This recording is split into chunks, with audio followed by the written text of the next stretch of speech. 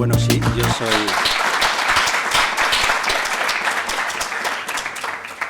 soy periodista, he viajado y he trabajado mucho tiempo fuera, sobre todo en Rusia, con lo que supondréis que en estos momentos pues tengo bastante trabajo con lo que está sucediendo. Y también he estado en Extremo Oriente, en Japón, Corea del Sur y en América Latina casi 9 años, en Bolivia, Uruguay y Cuba. Cuba fue mi último, no tanto destino, sino lugar de trabajo. Entonces, en el año 2020 publiqué este libro, Vampiros, Príncipes del Abismo, y es muy importante el subtítulo, lo de Crónicas de vampiros, Nosferatus y otros no muertos. Crónicas porque yo soy un periodista, y como periodista lo que quiero hacer es reflejar aquello de lo que escribo pues desde mis conocimientos y desde mi experiencia. Contaba, si habéis leído Drácula, que va a salir muchas veces en esta charla, bueno, yo más que conferencia quisiera llamarla charla, y quisiera que me aviséis cuando vaya a quedar tiempo para contestar a todas las preguntas que me hagáis, menos sobre Crepúsculo, me niego. Bueno, también, la he visto la película también, solo esa, de la serie. Bueno, entonces, en Drácula, Abraham Van Helsing, que es uno de los personajes literarios que más me apasionan, no solo del mundo del vampirismo, sino en general, dice en un momento determinado, parafraseándole, la fuerza de los vampiros está en que nadie cree en ellos. Y yo quise creer, pero no tanto en los vampiros, sino en las leyendas, en el folclore que se envuelve estas figuras. Vale. Sí, porque si no me aparece esto en la nariz. Entonces, este fenómeno lo llevo estudiando, lo llevo siguiendo y llevo sobre todo leyendo sobre él desde que era niño, desde que en aquel pueblo de Segovia. Yo soy de Madrid, pero mi padre y mi familia paterna eran de Turégano y Beganzones. En Turégano las señoras mayores se ponían en corrillos a contarnos las historias sobre los aparecidos. Y a mí me llamaba mucho la atención, porque ellas hablaban de gente, de seres, para ellos eran gente que volvían y no venían a veces con buenas intenciones. Era lo que yo después empecé a conocer también como los revinientes, los que vuelven. Pero no volvían pues como un espíritu, como un espectro, como un fantasma. Venían de otra, con bastante más mala leche. Bueno, pues a partir de ahí ya empecé a pergeñar aquí en la cabeza un poco esa idea de buscar esas historias sobre vampirismo, sobre todo desde el punto de vista folclórico. En mi libro solo trato, por ejemplo, sobre una película, Nosferatu, de 1922, que el año pasado se cumplió su centenario, de Friedrich Wilhelm Murnau, una maravilla. Yo creo que es la gran película sobre vampiros. A mí también me gusta mucho, por ejemplo, el Drácula de Coppola, que no Drácula de Stoker, porque no tiene que ver nada, o bueno, muy poco tiene que ver con el libro, sobre todo el comienzo. Pero como espectáculo me parece bellísima la película de Stoker, de Coppola. Pero me parece que el vampiro el conde Orlok de Nosferatu es la figura, él es el archivampiro del cine. Yo considero que en los últimos 100 y pico años ha habido dos grandes elementos, dos grandes figuras. Dos grandes obras artísticas que han cambiado la manera de percibir el mundo del vampiro. Una es Drácula, de Stoker, y la otra es Nosferatu, de Murnau. De Murnau, o habría que decir también de Alvin Grau, que era su productor y que era un tipo que estaba relacionado con el ocultismo en aquella época en Alemania, en la Alemania de los años de la República de Weimar, pues había muchas relaciones con este mundo. Este tipo estuvo relacionado también con Aleister Crowley, que seguramente habéis oído hablar de él. Entonces, bueno, pues desde ahí, solo hablando de estas dos personas, podríamos estar horas y horas, pero no es el caso. Vampiros Príncipes del Abismo es un libro de búsqueda. Y entonces yo voy recorriendo en él pues los lugares donde las historias sobre vampiros todavía han dejado y tienen un rastro. Y empiezo en mi libro por el último lugar que visité, que fue Rumanía, en el año 2019. Me agarré la mochila, literalmente, y me largué a Budapest, que es el sitio donde, vuelvo a Drácula, donde Jonathan Harker, uno de los protagonistas, este señor que trabaja para una especie de inmobiliaria, un gabinete un poco raro que trabajan con propiedades, pues desde donde él más o menos parte, bueno, viene desde Londres, por supuesto, pero donde empieza un poquito la novela, hacia la frontera de Rumanía. Y me agarré el tren y marché hacia allá. Ya en el propio tren empecé a escuchar algunas historias. Yo hablo ruso muy bien, creo que muy bien, hablo inglés muy bien, entiendo bastante francés, algo de alemán, italiano un poquillo y tal. No es por fardar, sino os quiero explicar que me entero de las cosas y voy preguntando. Y ha habido algún caso, por ejemplo, en el último de mis viajes así vampíricos, o el penúltimo, que fue por Europa Central, en Eslovaquia, eso no sale en el libro, pues me era muy gracioso yo estar hablando con las personas mayores que entendían mi ruso. Yo no les entendía al principio el eslovaco, pero al cabo de un rato ya empezabas a hacer las conexiones y era como si estuvieras hablando con alguien en italiano o en algún idioma así medio raro que no sabes, pero que tiene tus mismas bases. Entonces, hay muchos casos de esos también en el libro. Bueno, pues hablo sobre Rumanía, hablo sobre los casos que allí me encontré, casos recientes, no tantos, sino sobre todo sobre la gran epidemia vampírica del siglo XVIII. El mundo del vampirismo en Europa empieza, casi se puede decir, a finales del siglo XVII, con un caso que hubo de un tal Jura Grande en Croacia, y después ya sube hacia el norte, hacia Serbia, y lo que era el Banato de Timișoara en Rumanía, Valaquia y Transilvania. Bueno, pues yo, con el libro de Drácula, una edición de cátedra, que era la más pequeña que podía cargar, porque no llevaba muchas cosas, pero suficiente para retrasarme. Entonces, fui hasta Bistrica. Si habéis leído la novela, Bistrica es ese lugar donde antes de encaminarse hacia el paso del Borgo, en la diligencia, pues se queda a pasar la noche. Si os acordáis a ver, voy pensando, bueno, estos son fotografías de vampirismo. Este soy yo esto es en una cripta en San Francisco, la cripta de San Francisco en Potosí, porque hablaré un poquito voy a tener que acelerar porque si no, de los vampiros de América. Nuestro amigo Nosferatu, bueno, Drácula de Bram Stoker. Y en Bistrica me encaminé en una especie de van, de una camioneta, hacia el Paso del Borgo. En el Paso del Borgo creo que hay alguna... Así viajaba yo con esto. ¿Veis? Drácula. Estos son los Cárpatos.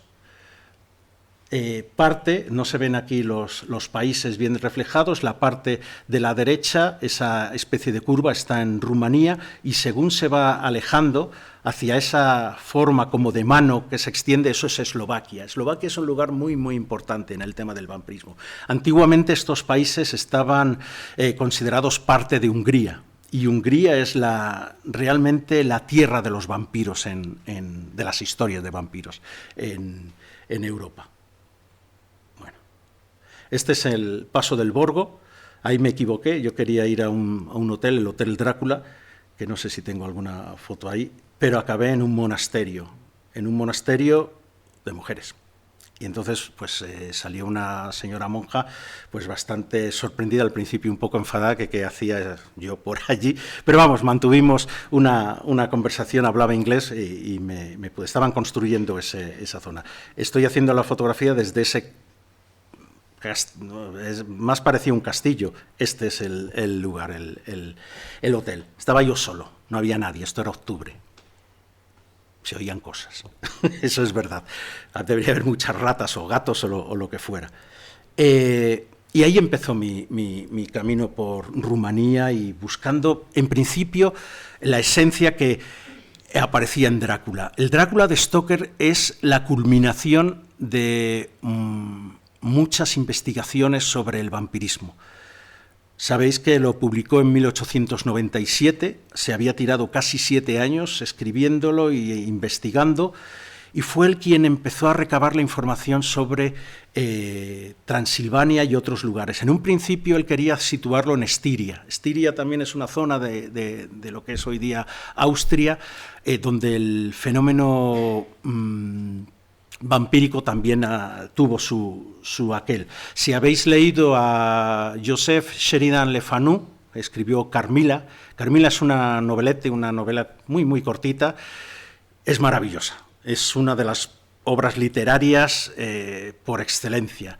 Y además, no sé cómo se lo dejaron publicar, porque introduce el tema de la homosexualidad entre mujeres, del lesbianismo. Es una vampira la malvada, la buena también es una mujer, y tiene muchos recovecos. Bram Stoker, esto se publicó, bueno, Carmila creo que fue en 1872. Bram Stoker también leyó a Sheridan Le Fanu y leyó Carmila, por supuesto. También leyó, y se nota en su quehacer, una pequeña, es un relato extenso, El vampiro, de John William Polidori. John William Polidori nos introduce el vampiro como aristócrata en sí. Lord Ruthven trata sobre el vampirismo en Grecia, sobre el vampirismo también un poco en Turquía, hay algunas ecos, porque, bueno, John William Polidori era el médico de Lord Byron en aquellos días famosos de 1816 de junio en Villa Diodati. Villa Diodati está a orillas del lago Lemán, y ahí es donde se reunieron, pues hubo unas de esas confluencias astrales de escritores, donde surgieron dos de las mejores obras sobre terror, más o menos de terror, que han nacido nunca. Una fue El vampiro de John William Polidori, y la otra, sabéis, es Frankenstein, o El moderno Prometeo, de Mary Shelley, Mary Wollstonecraft Shelley. Bueno, pues allí surgió todo esto. Polidori se inspiró un poco en Lord Byron como ese ser sin moral alguna y tal. Después no era así en realidad.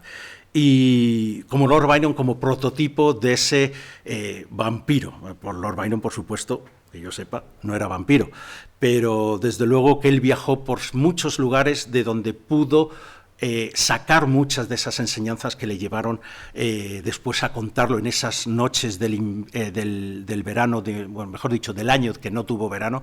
Había estallado en 1815 el volcán Tambora en Indonesia, y una nube de porquería, de cenizas, había ocultado pues buena parte había llevado a que hubiera lluvias, frío durante el 1815 y sobre todo 1816.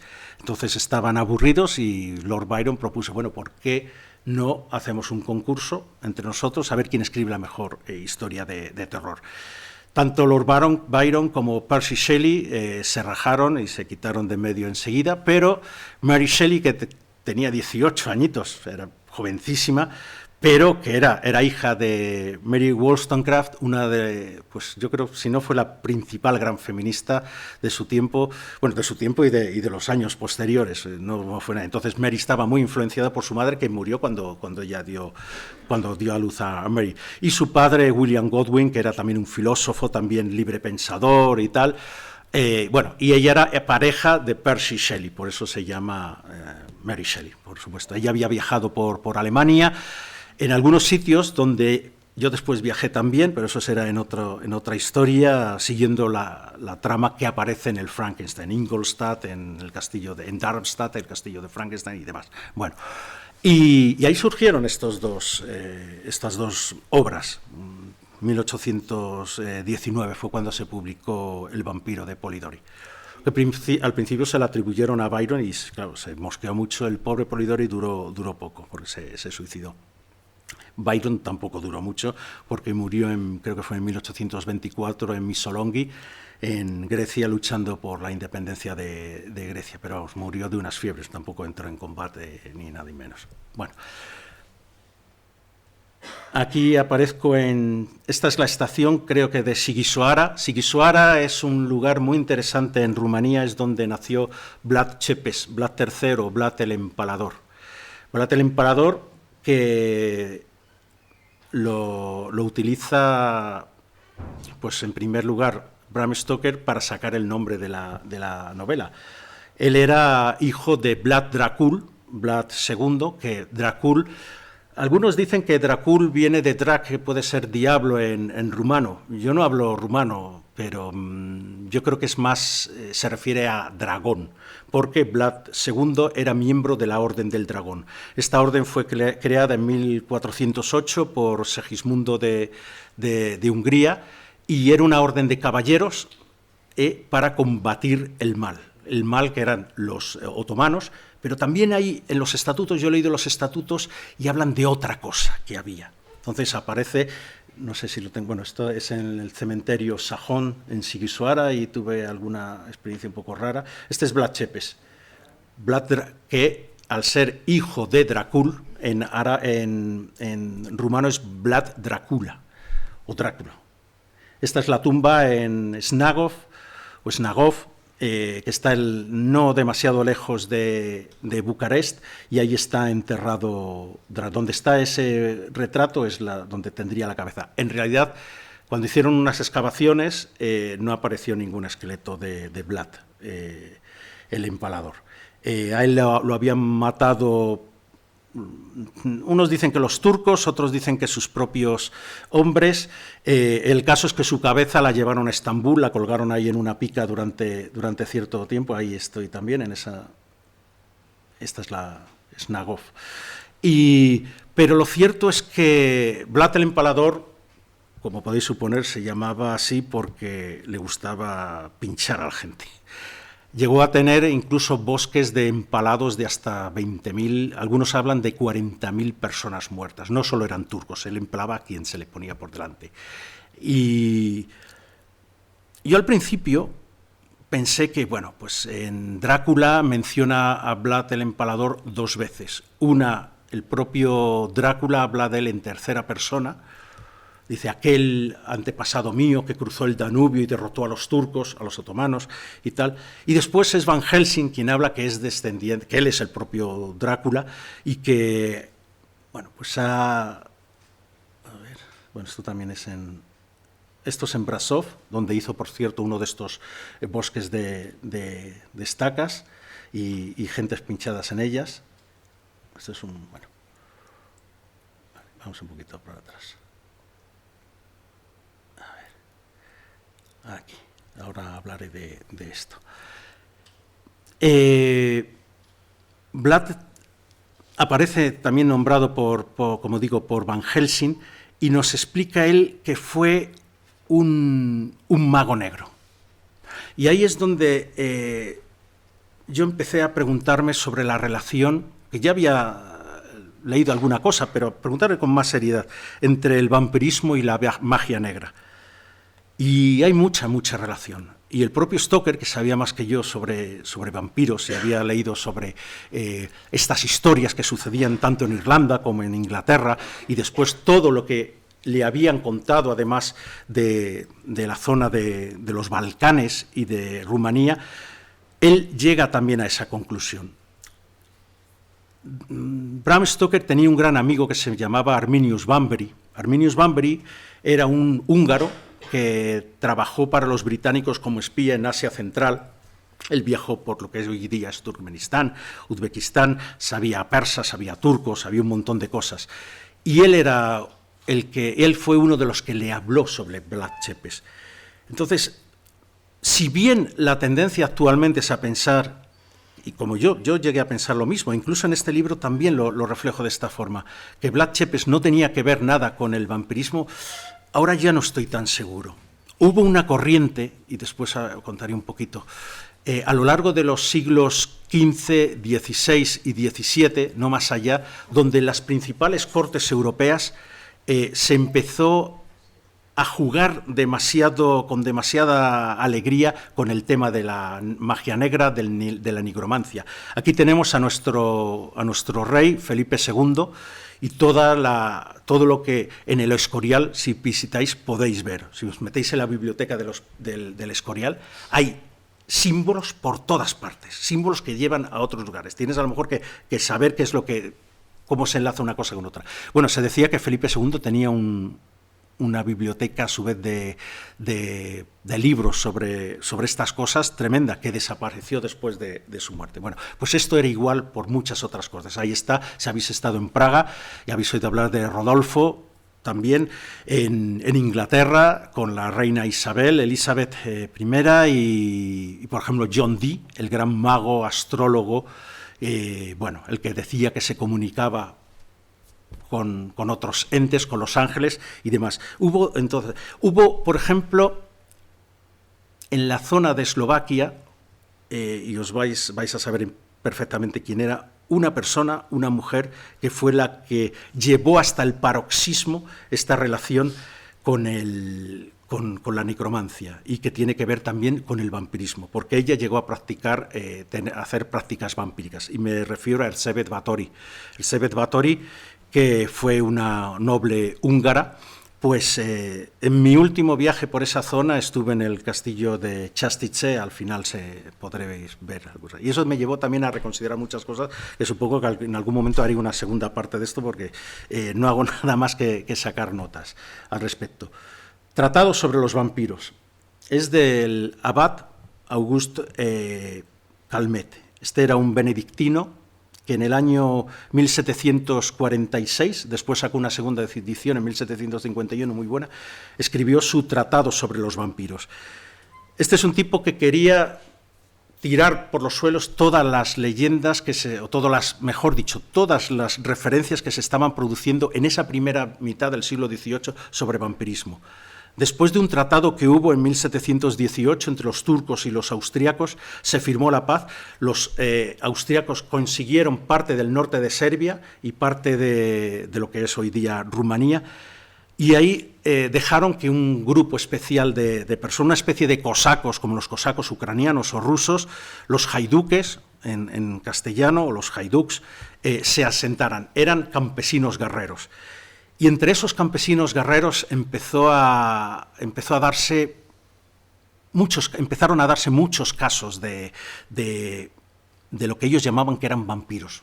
Podían decir que eran los strigoi, que eran los muroi, como ellos allí en Rumanía se denomina este tipo de cosas. Entonces, en la corte en Viena se empezaron a preocupar, porque de muchas de estas zonas, que si habéis viajado por allí veréis que no son montañas muy altas, pero hay valles muy, muy intrincados, empezaron a marcharse hacia el norte y hacia el noroeste. Entonces, claro, venían los campesinos musulmanes a ocupar. Entonces, eso no lo podía consentir el imperio austríaco, con lo cual mandó expediciones para ver qué diantres estaba pasando allí.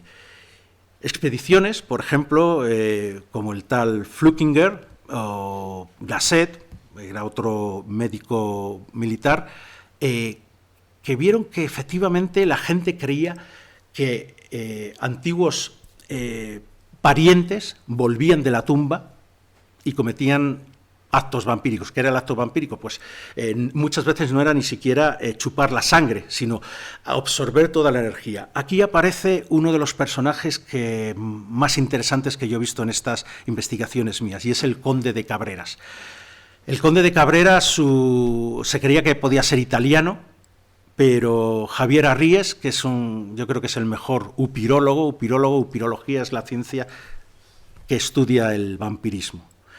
Él escribió en su tratado sobre los vampiros, habló por primera vez no sé si por primera vez, pero desde luego fue quien profundizó más, y quien encontró que el conde de Cabreras era un tal Juan Gil y Perellós, un valenciano para más señas, que después de la guerra de sucesión española, es decir, aquella en que los Borbones ganaron a los Habsburgo, peleaba con los Habsburgo, con lo cual al perder pues o se reintegraba de mala manera en la sociedad, o decía me voy con los Habsburgo a Austria y que me manden allí a donde sea. Y eso es lo que hizo. Él era granadero y estuvo por allí. Bueno, pues a este hombre tal como se puede deducir de la obra de Calmet, porque él es quien cuenta esto, acabó en un lugar del Banato de Timișoara, es decir, en Rumanía, en el oeste, suroeste de Rumanía, y contó una cosa muy interesante. Uno de sus hombres, allí cuando un regimiento se asentaba en un pueblo, pues a los oficiales los ponían en las casas de los principales tipos, de la gente más noble y demás. Bueno, pues estaba sentado para el almuerzo, y bueno, almuerzo más bien cena. Estaban todos, estaba el padre de la familia, a su lado estaba la madre, había un sitio vacío entre ellos y estaba este oficial. Y de pronto oyeron unos golpes, se abrió la puerta y entró una persona mayor. Todo el mundo se calló, hasta entonces era una conversación muy animada, y bueno, se sentó todo el mundo en silencio, terminaron de consumir, se fueron a dormir después, y por la mañana o de madrugada se oyó un gran alboroto en la casa, salió este oficial, no dicen si era español o era alemán o de donde fuera, da igual, en esos ejércitos servían de todas las naciones. Y le dijeron, ¿qué ha sucedido? Dicen, bueno, pues ha muerto mi padre. Eso lo dijo el hijo del hombre que presidía la mesa. ¿Qué ha pasado? Si ayer es un tipo joven, con buena salud. Y ¿se acuerda usted de aquel hombre que entró? Dice, era mi abuelo. Y dice, bueno, y murió hace 10 años.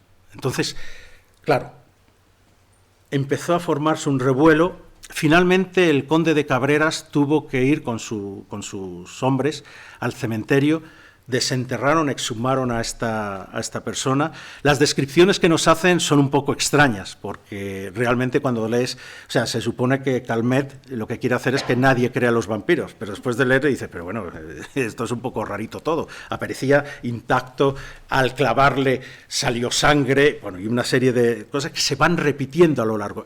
Conde de Cabreras le consideran algunos como el primer cazavampiros español. Yo creo que hubo otro antes, que pudo ser un judío en la zona de Gers, cerca de Figueres. No sé si habéis oído hablar del conde Struch. El conde Struch, en el siglo XIII, él participó en 1212 en la batalla de las Navas de Tolosa. Era un noble centroeuropeo o del este de Europa, no se sabe bien. Sabéis que en la Reconquista era una especie de segunda gran cruzada. Bueno, pues a este le dieron un señorío en Cataluña, en esta zona de l'Empordà, y al principio muy bien, pero después se dedicó a cazar no solo venados, sino empezó a cazar brujas. Y una de estas brujas, pues le maldijo. Y al morir él, supuestamente, según cuenta la historia, se convirtió en un vampiro.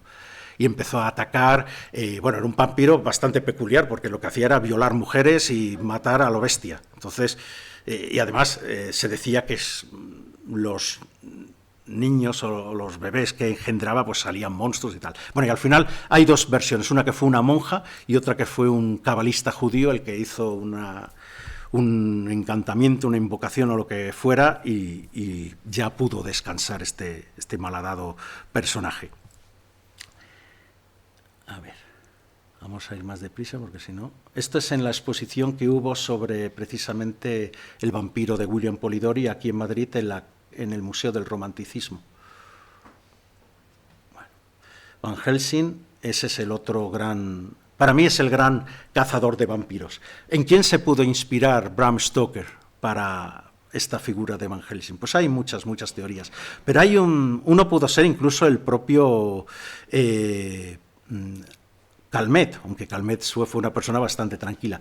Pero hay un austriaco, bueno, en realidad era de origen holandés, pero que estuvo sirviendo en el Imperio Austriaco, Gerard von Ovam-Swieten, que él trabajó, fue médico en la corte de la emperatriz Teresa, y él pues quería también desmontar todo el tema del vampirismo. Él en 1755 más o menos pues escribió una serie de tratados, porque lo que había ocurrido en toda esa primera mitad del siglo XVIII, este tratado es de 1755 con unas órdenes, es que la epidemia vampírica, o sea, el terror a los vampiros fue tal que se producían exhumaciones por todas partes, todas con el mismo ritual, o un ritual parecido.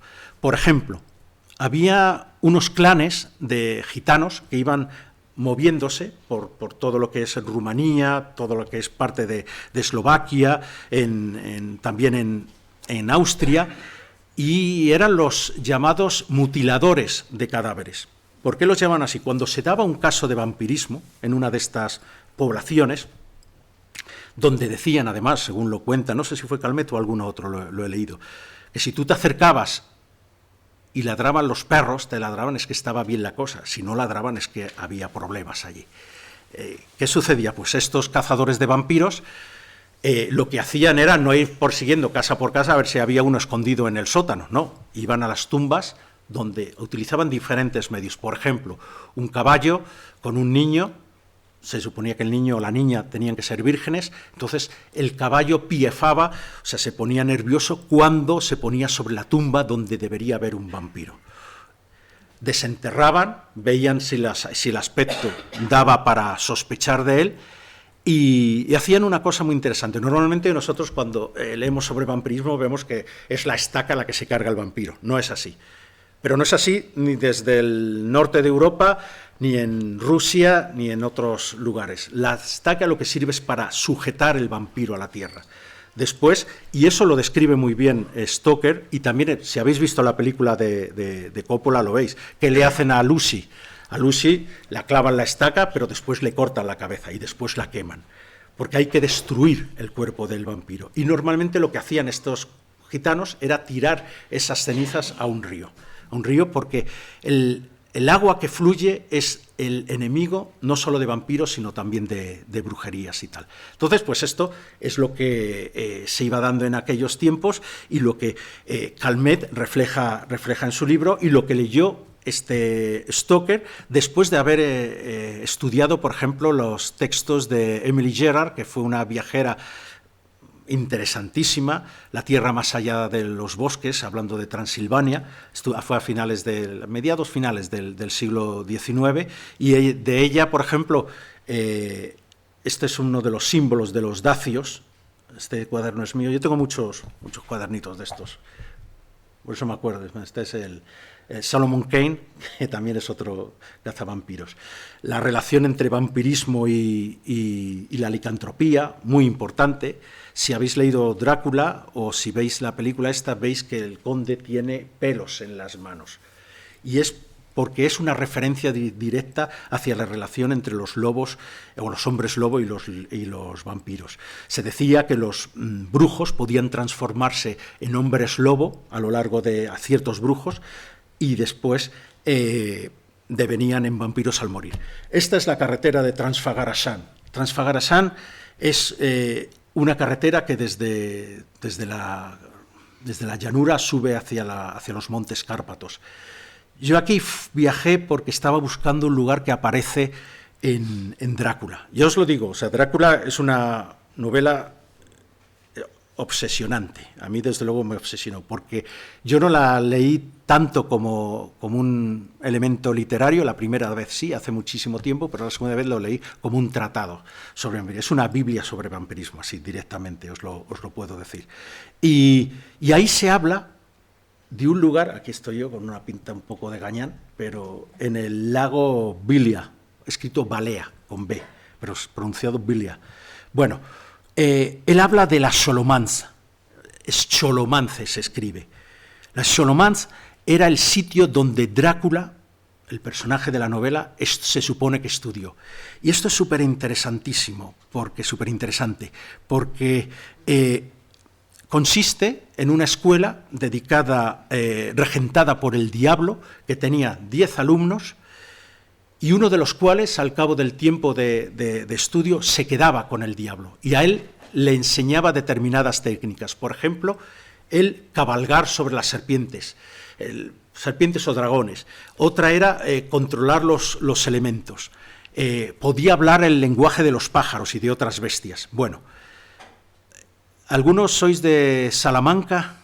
Bueno, en Salamanca, y acordados de esa palabra, Salamanca, hay una leyenda sobre las cuevas de Salamanca. Las cuevas de Salamanca, esta leyenda es la misma que la Solomance.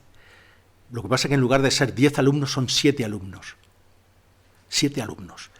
Pero es lo mismo, aprenden a hablar el que se queda, aprende a hablar el nombre el lenguaje de los pájaros y demás. Y si os fijáis, Salamanca y Solomance, si no hay una casi identidad, es lo mismo. ¿Qué es Solomance? Puede ser, hay diversas atribuciones. Schule en alemán y en yiddish es escuela, mance, mancia, magia, escuela de la magia.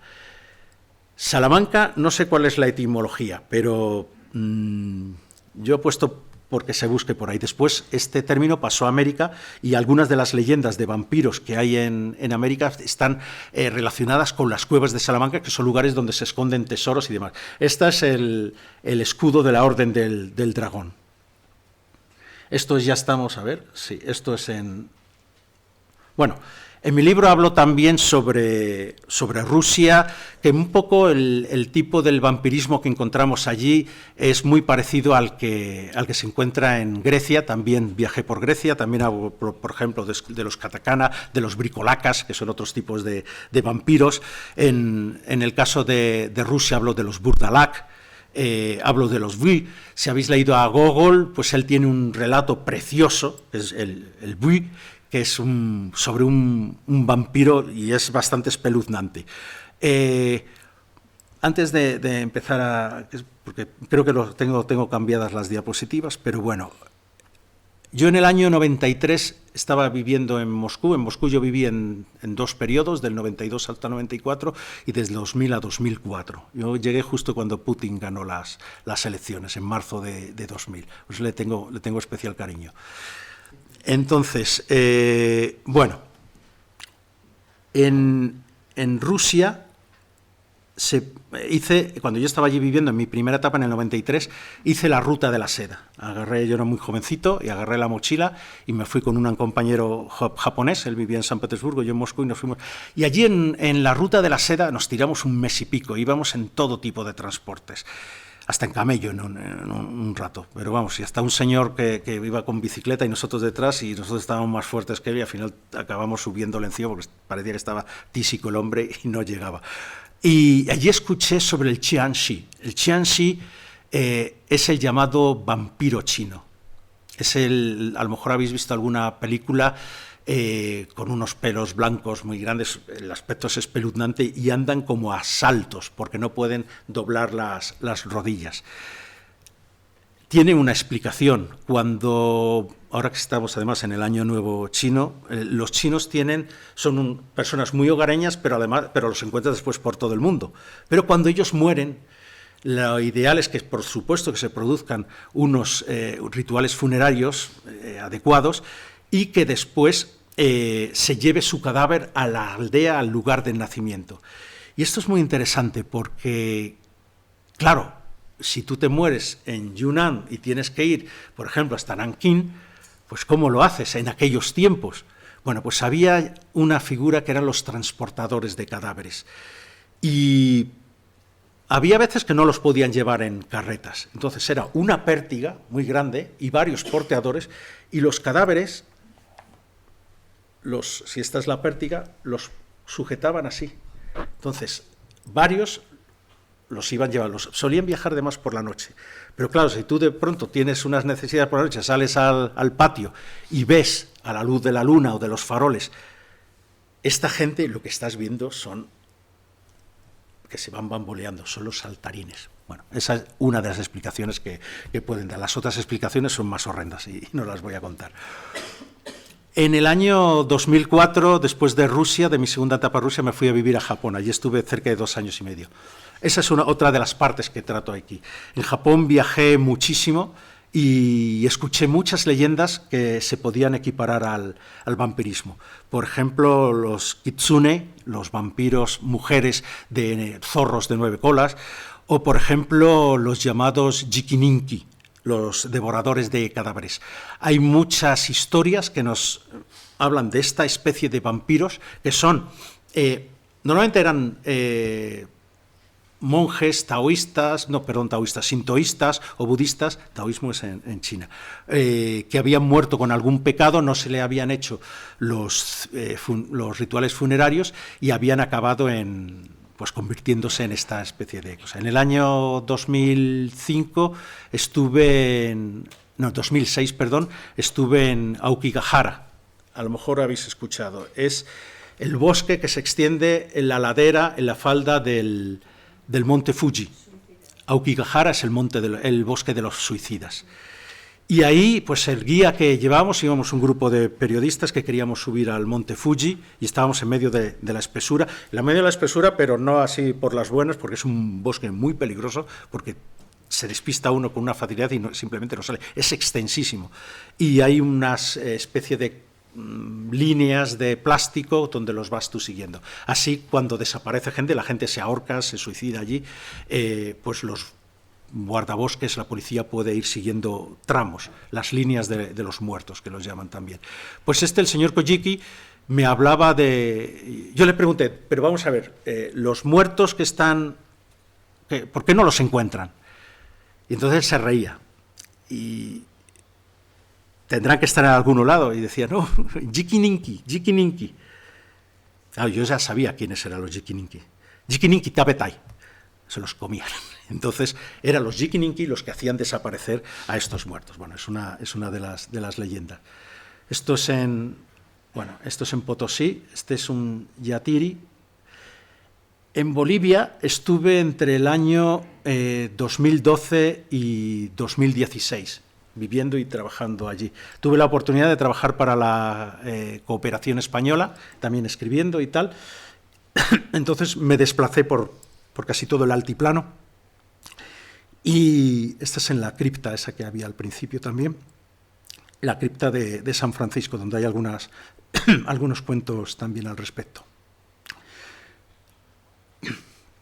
Este hombre me contó en Pampa Belém, que es un lugar que está en el altiplano, en la orilla oriental del Titicaca, me habló sobre los Abchanchu o Anchanchu. Es un tipo de vampiro que además de aspecto es igual a un vampiro, pues se podría parecer a Nosferatu, un poco más grueso, pero igual, que espera en las encrucijadas de los caminos, en los Andes, y allí, por su aspecto un poco macilento y viejito, pues convence a las personas que le ayuden, y no es que les ayude, es que después les chupa la sangre y después se los come también. Este hombre me contaba, yo le pregunté, debería tener, me parece que tenía 92 años, si lo pongo en el libro, si sabía de los Abchanchu. Me decía, sí, pero eso es de los tiempos antiguos. Entonces me empezó a contar una serie de historias que me dejaron bastante sorprendido. Esta es la isla de Pariti, en el extremo suroccidental del Titicaca. No está muy lejos de la costa, esto es territorio boliviano, pero no está muy lejos de la costa de Perú. Y aquí me hablaron, este es el señor... este es el señor Armando y su nieto. El señor Armando me contó sobre los Antahuaya. Los Antahuaya es otro tipo de criatura asimilable al vampiro, que también se alimenta de la sangre de sus presas, no solo de personas, sino también de reses. Es más, ellos lo temían precisamente porque supuestamente atacaba a las reses. Y el Antahuaya lo llamaban también el zorro eléctrico. ¿Por qué? Porque aparecía en tiempo de tormentas. Cuando se había tormentas, pues se suponía que el Antahuaya podía aparecer. Otros dicen que tenían el mismo aspecto que los Abchanchu. Quien dice que es un zorro volador y eléctrico podía ver también la figura de un vampiro. Aquí viajé con Alex Ayala, que es un periodista español que vivió mucho tiempo en Bolivia.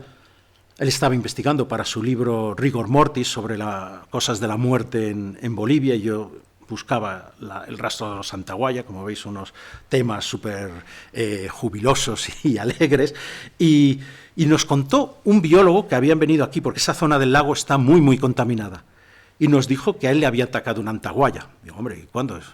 ¿De noche, después de una fiesta? Nosotros le preguntábamos, podía haber estado un poco privado. No, fue una noche de tormenta y entonces se levantó la pernera del pantalón y nos enseñó una cicatriz que por lo menos tenía 20 centímetros. Aquí me mordió. Digo, hombre, no sería un perro, una rata, no, aquí no hay ratas. ¿Y perros? No era un perro. Este era un biólogo. No es que fuera, con todo el respeto para un campesino, que pudiera haber reinterpretado todo. Y ahí se quedó la cosa. Ahí lo cuento. Este es el señor Gerardo, que nos enseña el lugar donde está enterrado su padre, y también nos contó, pues eso, que los antahuayas realmente atacaban a las reses. En Titicaca, el señor Armando. Esto es en mi búsqueda también por ahí de esta es creo que está en Oruro. La señora Julia.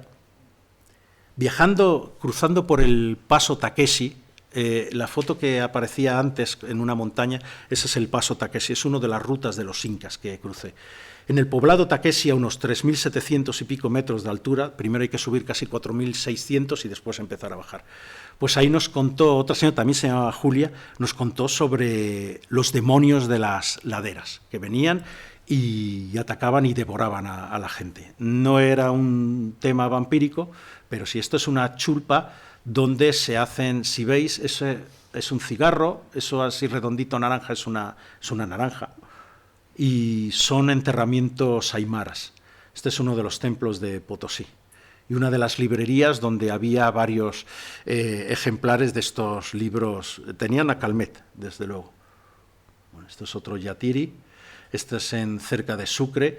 Muy interesante este lugar, es un palacio, el Capricho, construido en el siglo XIX. No tengo una fotografía del cuadro donde aparece su autor, pero parecería el conde Drácula, pero si habéis visto los Monster, como tiene esa misma pinta que el Drácula de ahí. Todos los espejos estaban rotos, todos, absolutamente todos. El espejo es uno de los elementos ritualísticos que se utilizan para saber, como seguramente conoceréis, si hay vampiros cerca. Se supone que los vampiros no se reflejan, pero no es esa la historia. El espejo es uno de los medios a través de los que un espíritu vampírico puede traspasar a nuestro mundo. Por eso, si lo partes, le has cortado salida y entrada. Y si os fijáis aquí, había una de las habitaciones, todo estaba despejado, había servido de cuartel, se habían llevado todos los muebles, pero quedaban eso. Son como perros vampíricos también. Esto es en Sucre, en la iglesia de San Lázaro. En todos los lugares donde en América yo escuché relatos sobre vampiros, había una importantísima iglesia dedicada a San Lázaro. San Lázaro fue la primera iglesia que fundaron en Sucre los españoles cuando llegaron. San Lázaro, que lo podéis citar como patrón de los no muertos o de los cazadores de vampiros. Esto es en el monte Fuji, también en Japón. Esto es un jikininki. Como veis, está comiendo a este ser, otro jikininki. Estos son las epidemias. Burdalaki, los Burdalak es uno de los tipos de vampiros rusos. Nosferatu, este es Friedrich Wilhelm Murnau. Es muy interesante la historia de Nosferatu. Como os he dicho, es la única película que yo trato aquí. A pesar de que la editorial me puso aquí a Bela Lugosi, yo me enfadé mucho, digo, hombre, yo quiero a Nosferatu, pero bueno, tampoco quedó tan mal la cosa. Bela Lugosi que él se creía que podía ser el conde Drácula. Nosferatu, la palabra Nosferatu es más antigua, no se sabe exactamente de dónde procede, pero puede ser una derivación de griego, noseferat, el que trae la enfermedad. No lo sé. La importancia de esta película es que relaciona el vampirismo con la plaga. Muchas de estas epidemias vampíricas se producían después de que hubiera ocurrido una epidemia de peste, una epidemia de tifus y otras coincidencias así en las que había una gran mortandad.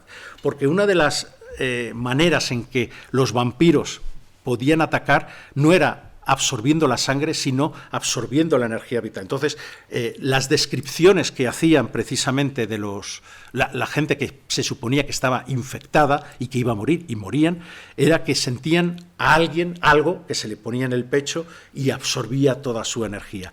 Y sobre este tipo, la propia literatura abunda mucho. No sé si habéis leído El Orla de Maupassant, también habla de un ente extraño que está ahí y que de alguna manera es el que le hace volverse loco al protagonista. No aparece Alvin Grau. Alvin Grau fue el productor y director artístico de Nosferatu, y él propuso a Murnau, que es uno de los mejores o de los más importantes directores de cine alemanes, propuso esto después de haber vivido él en la Primera Guerra Mundial, en el norte de Serbia. Estaba con un pequeño pelotón de despiojamiento, Alvin Grau, y se metieron en una caseta, en una choza, donde había un señor pues, que les acogió y tal. Y entonces empezaron a hablar de vampiros. Y este hombre le dijo, os voy a contar un caso real, y es sobre mi padre. Entonces él hablaba que su padre cuando murió, había vuelto y esto le quedó, y había matado a gente. Entonces esto le quedó al propio Alvin Grau muy marcado, y a partir de ahí, con todo lo que él había leído también sobre teosofía. Madame Blavatsky, creo que es en Isis sin velo, habla también sobre el tema del vampirismo. Lo que pasa es que ella habla de los vampiros astrales. Y es muy, muy, muy interesante, porque esa es una manera de ver el tema del vampiro, como un ente que de alguna manera se construye sobre la imaginación o sobre la fuerza de una persona con unas habilidades especiales. Si habéis estudiado temas de tibetología y demás, sabéis de los tulpas, esa figura que pueden crear. ¿Verdad? Los tulpas se proyectan. Sí, se proyectan. Y hay mi último viaje, que después ya os lo cuento, que fue a Florencia, iba detrás de un tipo, Giuseppe Antonio Davanzati, cuya teoría es del siglo también XVIII, pues hablaba sobre esta posibilidad. Bueno, esto es en el castillo de Orava. Este viaje no entra aquí. El castillo de Orava está en Eslovaquia, y allí pues pude seguir. En el castillo de Orava fue donde se filmó Nosferatu. Es un castillo, si vais a Rumanía y habéis estado en el castillo de Bran, que es el que se dice que era el castillo de Drácula, eso es mentira, ni siquiera Vlad el Empalador estuvo por allí, o si estuvo fue un par de días y poco más. Pero en Orava era de la propiedad de parientes de Erzsébet Báthory. Este es el castillo de Častice. Este castillo de Častice, en el extremo de los pequeños Cárpatos, en los montes Tatra, donde vivió Erzsébet Báthory, y donde todavía hoy día se celebran ciertas ceremonias de magia negra. Hay misas negras, hacen sacrificios.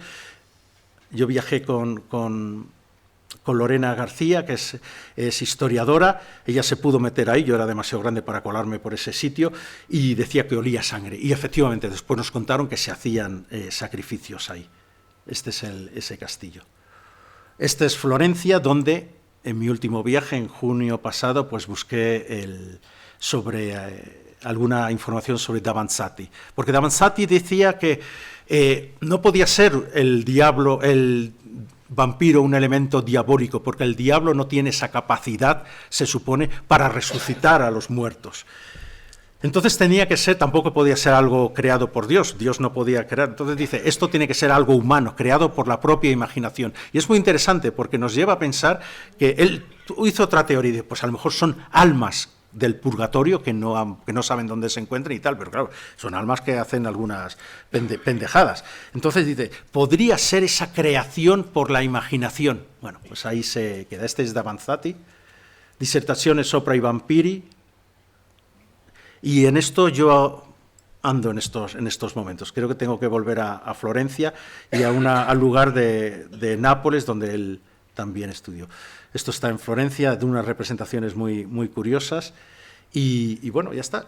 No sé si hay tiempo, si queréis hacer algunas preguntas. Hay una iglesia muy especial que se supone que la pudo haber fundado Carlomagno y está construida sobre un cementerio de niños. Es uno de los lugares más extraños y más impresionantes que he visto, porque además hay figuras de perros con alas. Y dentro hay tumbas, es una lástima porque no tenga el ordenador, porque tengo y aparecen tumbas con unos canes, los canes de Dios que los llamaban, que si habéis visto la serie esta de Penny Dreadful y tal, no tiene que ver con ese tipo. O sea, ahí los hombres lobos se supone que son casi buenos, pero no. Intentaban guardar algo en esa iglesia, pero no quiero averiguar más. Pero eso es por todas partes. Por todas partes. Hay uno de los asuntos que yo pregunté y me explicaron, pude encontrar en Brasov, en la estación de tren, al respecto, fue sobre lo que había sucedido en el año 2004, a principios de 2004, en Marotino do Sus. Y hubo un caso, lo que os he explicado antes, cómo se exhuman a los supuestos vampiros, pues hubo un caso así. Y de un tipo, se llama Toma Petra, que había muerto a finales de 2003 y empezaron a enfermar parientes suyos, porque los vampiros siempre van a por los primeros, aquellos a quienes más quieren. De ahí surge la figura de Dhampir. Ahí tenéis a Blade, si habéis visto las películas, que es mezcla de vampiro y de mujer, de ser humano, y los Dhampir son eso. Y en el caso de Marotino do Sus, bueno, pues estos empezaron a quejar, hicieron una ceremonia de exhumación, le sacaron el corazón y el hígado, lo redujeron a cenizas. Esa es otra de los rituales. Y después los que estaban supuestamente enfermos, eso lo tenían que ingerir. Es lo mismo que se hizo en 1892, que lo trato también en el libro, en el caso de Mercy Brown, en Exeter, en Rhode Island, muy cerca de Providence. Yo estaba buscando cosas sobre H.P. Lovecraft, que es un escritor que a mí me apasiona, y de pronto escuché estas cosas sobre vampiros, para allá que fui. Y el caso de Mercy Brown también os sucedió y hicieron lo mismo, pero ahí ya incluso con autoridades. Pero se había reflejado de tal manera toda la historia, toda la mitología, porque lo que tiene el vampiro, no he hablado sobre historia del vampirismo de antes, no he hablado de Lilith, no he hablado de Sekhmet, la diosa que caminaba entre los hombres y sorbía su sangre. O sea, el tema del vampirismo no es del siglo XVIII, es de muchísimo antes, de las empusas, de las lamias, de las larvae. O sea, el tema del vampirismo está ahí. A mí me interesa porque es el mito más antiguo, uno de los mitos más antiguos que han acompañado y que sigue hoy día. Y un ejemplo, esto de Marotino do Sus, la hija de este buen hombre, pues les denunció, pero no les denunció por haber profanado la tumba de su padre, sino porque si hubiera de suceder otra vez semejante suceso, ella no tendría ya corazón que arrancar o que sacar y reducirlo a cenizas y beberlo. O sea, es increíble. Estamos hablando del siglo XXI. Es todo un invento. Max Schreck es todo un invento hasta cierto punto. Max Schreck, por cierto, en alemán viene a ser algo como terror y tal, pero a este tipo se le puede seguir su trayectoria artística, que lo hubieran sustituido un vampiro, no digo que no. Vamos a ver, Murnau y Alvin Grau estuvieron pateándose los montes Tatra antes, en la preproducción de la película, y allí hay unas historias tremendas. O sea, se habla de Rumanía como lugar vampírico por excelencia, como lo que llaman en Japón territorio Yurei. Yurei viene a ser fantasma, es esos territorios donde sabes que hay algo raro, y yo soy muy escéptico, es así, pero he sentido cosas raras. En el castillo de Chastice, a mí me ocurrió una cosa física. Estaba pasando por uno, que lo supe después, uno de los lugares donde se supone que Erzsébet Báthory torturaba y hacía salvajadas. Eso de que utilizaba la sangre para bañarse y tener el cutis bueno, ni lo intente nadie, porque eso sí que fue una chorrada que se añadió en el juicio. 650 mujeres y niñas mató esta señorita, esta mujer. Y después a ella no la ejecutaron, la metieron en en un sitio para que se muriera ahí de asco, vamos, porque estaba encerrada la pobre y que tardó 5 años. Bueno, pues ahí, según pasaba, de pronto tuve la sensación como cuando pasáis debajo, si habéis pasado por debajo de una torre de alta tensión, ¡pum!, pues como si te tapona los oídos y un zumbido. Pero es que después volví a pasar al cabo de media hora y volvió a suceder lo mismo. Lo que pasa es que yo estaba preparado, entonces ya conté cuántos segundos, porque no fue más allá de medio minuto, me ocurrió esto. Pregunté al guardés, bueno, aquí tenéis un transformador o un aparato eléctrico que puede ser, yo qué sé, un silo de misiles rusos, por lo menos, soviéticos. No, para nada. Dice, ahí no hay nada. Pero ya otra gente, con los móviles, les ha sucedido que se les han apagado o han tenido problemas. ¿Qué puede haber? No lo sé. Cuando estuve en el Altai, en el sur de Siberia, buscando con la gente de Cuarto Milenio, ahí también recogí algunos testimonios vampíricos y tal, y que aparecen en el libro.